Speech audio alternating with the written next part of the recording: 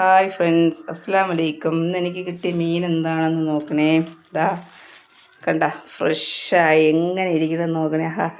നല്ല പിടയ്ക്കുന്നത് പോലെ, പിടച്ച മീനിനെ അറുത്തതുപോലെ ഒരു ഫീലിങ്സ് കണ്ട, നല്ല ഫ്രഷായിരിക്കുന്നുണ്ട്. ഇതെന്ത് മീനെന്നറിയോ? വങ്കട മീനാണേ. അപ്പോൾ ഞാൻ ചന്തയിൽ പോകുമ്പോഴേ ഈ പുറം കണ്ടിട്ട് ഞാൻ വിചാരിച്ച് രണ്ട് സൈഡും അറുത്താണ് വെച്ചേക്കണേന്ന്.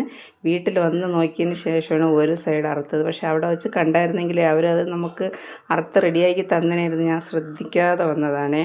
പണ്ടുള്ളവരൊക്കെ പറയില്ലേ, വങ്കട മീൻ തിന്നാൽ സങ്കടം തീരുന്നു. എവിടെയാണ് സങ്കടം തീരണേ? എന്തൊക്കെ തിന്നാലും എന്തൊക്കെ കണ്ടാലും നമ്മുടെ സങ്കടങ്ങളൊന്നും മാറില്ല. 5 ദിവസം സങ്കടമാണെങ്കിൽ 10 ദിവസം സന്തോഷം കാണും.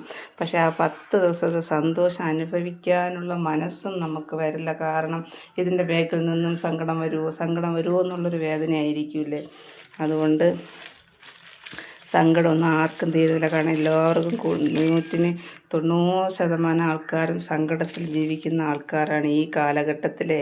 പണ്ടൊക്കെ ആണെങ്കിൽ ഒന്നും അറിയണ്ട. ഇപ്പം അങ്ങനെയൊന്നും അല്ല. ഇപ്പോൾ ഉള്ള കാലഘട്ടം മിക്ക ഇടങ്ങളിലും ഞാൻ നോക്കുമ്പോഴത്തേക്ക് അവരുടെ സങ്കടങ്ങളൊക്കെ കാണുമ്പോൾ നമ്മുടെ വീട്ടിലെ സങ്കടം ഒന്നുമേ അല്ല എന്ന് തോന്നും. പക്ഷേ നമ്മുടെ വീട്ടിലെ സങ്കടം കാണുമ്പോൾ നമുക്കത് സഹിക്കാനും പറ്റില്ല അല്ലേ. അങ്ങനെയൊക്കെയാണ് എല്ലായിടവും ഇപ്പം നടക്കുന്നത്. അങ്ങനെയാണ് നമ്മുടെയൊക്കെ ജീവിതത്തിൽ ഇപ്പോൾ നടക്കുന്നത്. കണ്ട, ഈ ഒരു മീനെ 50 രൂപയാണേ. നല്ല ഫ്രഷ് അല്ലേ. ഇതാണ് ഇന്ന് എനിക്ക് കിട്ടിയ മീൻ. Bye friends.